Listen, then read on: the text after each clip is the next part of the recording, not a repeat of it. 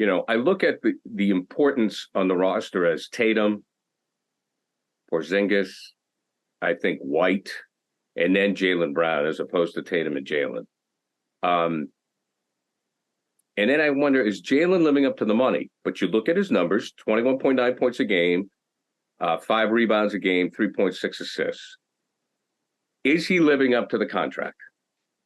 It's going to be very difficult for him to do that.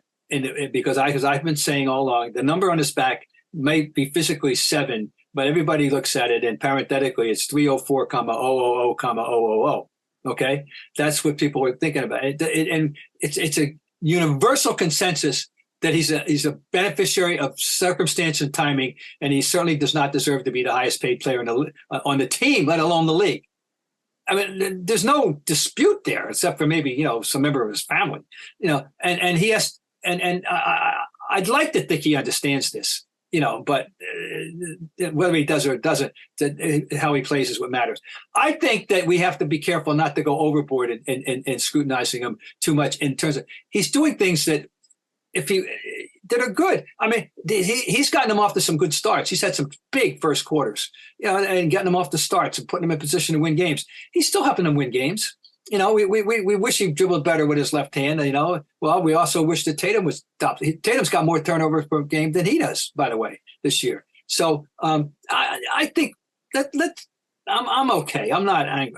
I think he's producing, and he averaged 26 a game last year, but it's not going to be that way with the addition of Porzingis. Yeah. It's not totally analogous to what Robert Parrish went through when he came to Boston, or as time and Kevin, emerged and everything, and his shots went down all year by year. His shot totals went down, and yet he walked away with 2 rings here, doing what he did. So Brown has to know his shot total, assuming that Porzingis stays upright as he is in the game, as plays 70 games, his shot totals are going to go down.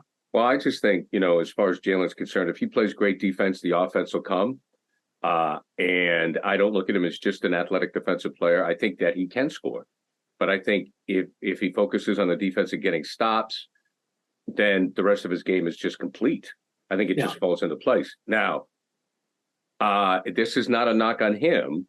There is no way, unless he averaged 30 a game, and he's not going to, because it's for some of the reasons you just mentioned. There's no way he can live up to the money in the eye of the public. No one can. Unless you score 30 a game, you can't live up to that money. No, you got to be. And it's unfair. It's kind of unfair. It's like, I don't feel bad for him because he's loaded, but it's kind of unfair. No, it is unfair, except that there is a but here that, who out there wouldn't trade places with him? Oh, I know. Yeah. I mean, that's it. I mean, that's the thing. We'd all trade places with him.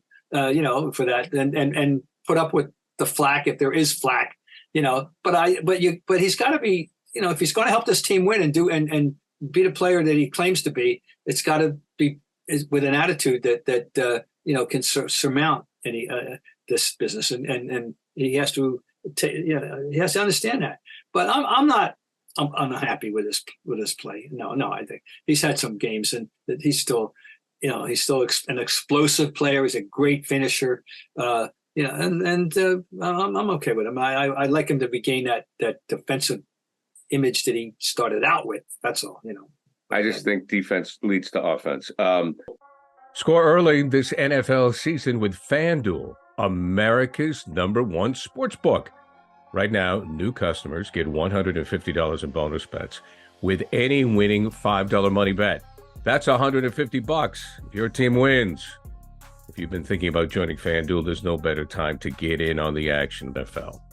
The app is so easy to use. There's a wide range of betting options, including you got spreads, you got your player props, you got over-unders, and more. So visit FanDuel.com/Boston and kick off the NFL season.